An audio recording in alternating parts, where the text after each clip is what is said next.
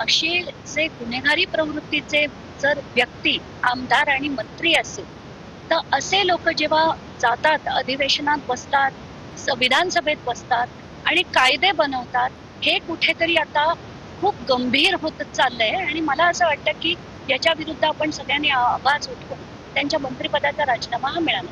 ज्यावेळेला पोलीस तपास असतो त्यावेळेला तो निपक्षपातीपणे झाला पाहिजे आणि त्याच्यामुळे कुठलाही आरोप जर धनंजय मुंडेंच्यावर सिद्ध झाला नसेल तर आता त्यांच्या राजीनाम्याची मागणी करण्याचं कुठलंही प्रयोजन दिसत नाही, कारण कुठल्याही गोष्टीमध्ये शेवटी राजकारण येतं.